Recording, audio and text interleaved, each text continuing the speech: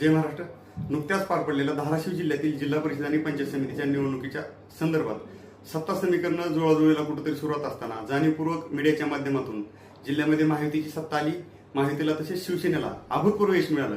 परंतु आमच्यातलेच काही लोक आहेत की स्वतःला स्वयंघोषित नेते असणारे जाणीवपूर्वक कुणास तरी सुपाऱ्या घेऊन जाणीवपूर्वक वावड्या उठवण्याचं काम करत आहेत की तानाजी सावंत यांच्या गटाव्यतिरिक्त जिल्ह्यामध्ये जिल्हा परिषदेच्या अध्यक्षेच्या समीकरणाची जुळवाजुळव सुरू आहे.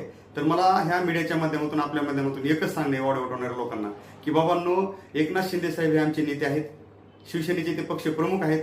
तसे तानाजी सावंत साहेब हे आमचे जिल्ह्याचे नेते आहेत आणि त्यांनी ज्या पद्धतीनं निवडणुकीमध्ये अभूतपूर्व यश मिळवून दिलेले शिवसेनेला, ह्या गोष्टींचा विचार करता ह्या जिल्ह्याचे पालकमंत्री असणारे प्रतापजी सरनाईक साहेब, या तिन्ही नेत्यामध्ये अतिशय चांगला संवाद आहे, कुठंही विसंवाद नाही. तर मला एकच सांगणं आहे, शिवसेना ही अखंड आहे, आमच्यामध्ये कुठलाही गट तट नसून आम्हाला संबंध शिवसैनिकांना या जिल्ह्यामध्ये धाराशिव जिल्हा हा शिवसेनेचा बालेकिल्ला असल्यामुळे शिवसेनेचा जिल्हाध्यक्ष जिल्हा परिषदेवर बसण्याचं, जिल्हा परिषद अध्यक्ष शिवसेनेचा बसण्यामध्ये आनंद आहे आणि याच्यासाठी आम्ही सर्व शिवसैनिक शिवसेनेचाच जिल्हा परिषदेवर अध्यक्ष बसावा या भूमिकेसाठी आग्रही आहोत.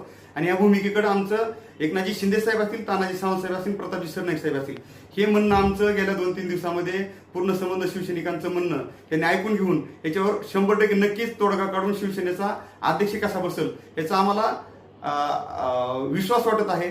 आणि दुसरी गोष्ट, हे जे कोण वावड्या उठवणारे लोक असतील त्यांना हे आपल्या प्रसार माध्यमाच्या माध्यमातून सांगणं आहे की बाबा आमचा कुठला गटतट नाही. परंतु जर तुम्हाला जाणीवपूर्वक अशा वावड्या उठवायच्या असतील तर तुम्हाला एक जाणीवपूर्वक इथं सांगतो की तुमच्याशिवाय आणि तुमच्या व्यतिरिक्त ह्या जिल्ह्यामध्ये, धाराशिव जिल्ह्यामध्ये जिल्हा परिषद अध्यक्ष हा शिवसेनेचा बसू शकतो.